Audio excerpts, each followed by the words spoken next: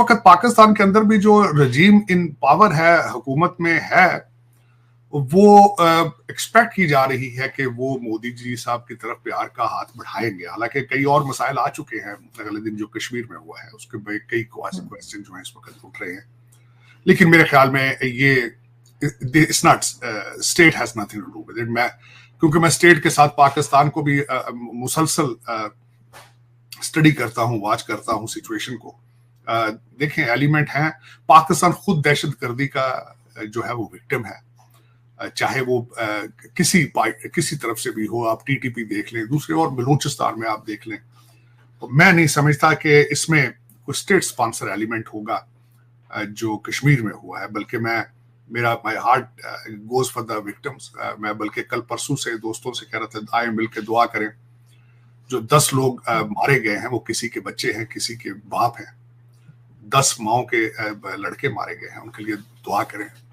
और मैं समझता हूँ कि पाकिस्तान गवर्नमेंट को भी चाहिए कि यकीन दिलाएं भारत को कि इट्स नॉट स्टेट स्पॉन्सर्ड। लेकिन यहाँ पे जो सबसे बड़ी बात यह है कि मैं मोदी साहब को मुबारकबाद तो देना चाहूंगा। तब से मैं प्रोग्राम नहीं कर सका आपके साथ। एक दो दफा मुझे मौका मिला भारत के कुछ चैनल्स पे बात करने का। मोदी साहब ना सिर्फ भारत के लिए जरूरी थे, इस रीजन के लिए जरूरी थे।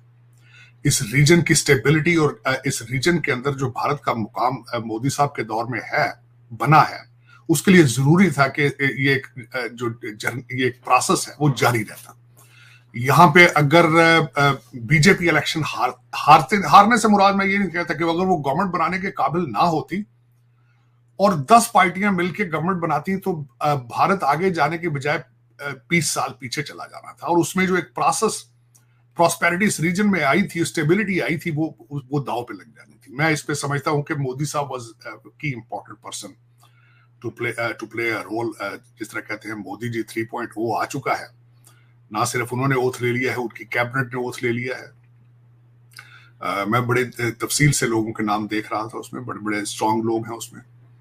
उसमें पंजाब से मेरे खासकर मेरी फीलिंग्स, पंजाब में मेरे बहुत भाईचारा है इंडियन पंजाब में, तो मेरे वहाँ दोस्त कई थे वहाँ पे। और बीजेपी की तरफ से इलेक्शन भी लड़ रहे थे, उनको भी मैं बड़ा क्लोजली वॉच कर रहा था, मॉनिटर कर रहा था। इंदौर जो मेरा शहर है खासकर, वहां से एक हिस्टोरिकल मोमेंट हुआ है। 2 लाख से लोगों ने, जो कांग्रेस के कहने पे नाडा, जो कि कहते हैं किसी का साइन नहीं करते, वो अपने नाम लिख के या पता नहीं किस तरह करके उन्होंने कर दिया, वो बहुत बड़ी खबर थी। और बड़े बड़े नाम चेंज हुए, बड़ा जो कई इंक्लूसिव, जो कई नए आए और जो कई इलेक्शन हार गए। लेकिन एक चीज मैं जरूर मुबारकबाद दूंगा, पूरे भारत को मुबारकबाद देना चाहूंगा कि आज भारत की जमहूरियत जो है वो दुनिया की मजबूत तरीन जमहूरियत है। ये उसकी मिसाल, इसमें कोई शक नहीं। जो अपोजिशन और जो कुछ लिबरल मीडिया की जो आवाजें उड़ाते थे कि मोदी इलेक्टेड वोटिंग मशीन्स और ये और वो, मैं समझता हूं कि इस वक्त अमेरिका से ज्यादा भारत की जमहूरियत स्ट्रांग नजर आ रही है। इसकी मुझे सबसे ज्यादा खुशी है कि जो एक प्रोसेस है, चाहे हम 76 से हम अलग हुए हैं, लेकिन हमारे पड़ोस में हमारे भाई जो हैं वो एक जमहूरियत को दे आर एंजॉयिंग इट, मैं उनको मुबारकबाद पेश करना चाहूंगा। और अगर जमहूरियत है वहां पे तो उनका फ्यूचर है, इसमें कोई शक नहीं है।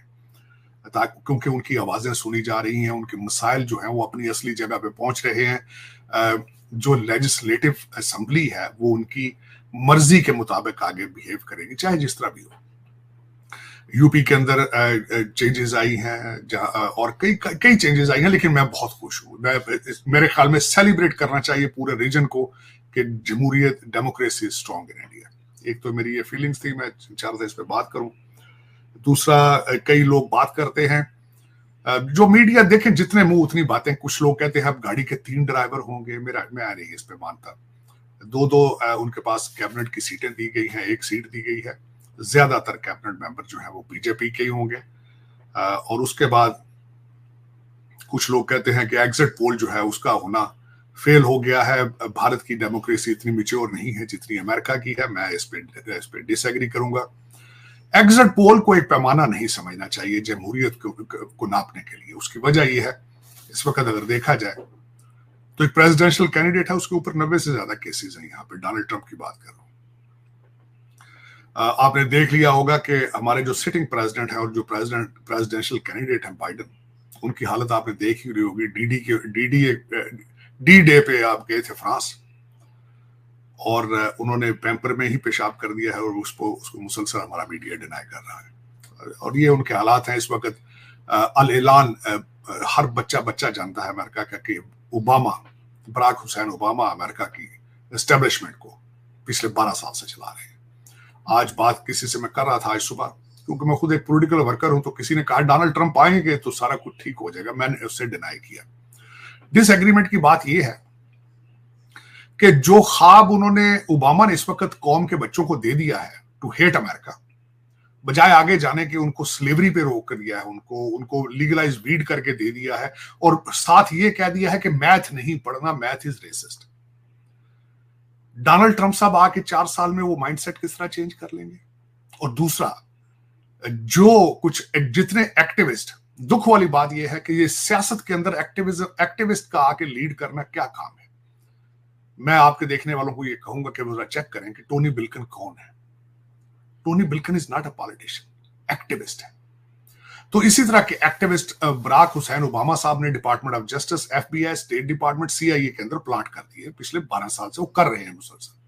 डोनाल्ड ट्रंप साहब उसका क्या कर लेंगे 4 साल में? कुछ भी नहीं कर पाएंगे। कौम जो है वो तौलिया फेंक चुकी है। They have drop the towel.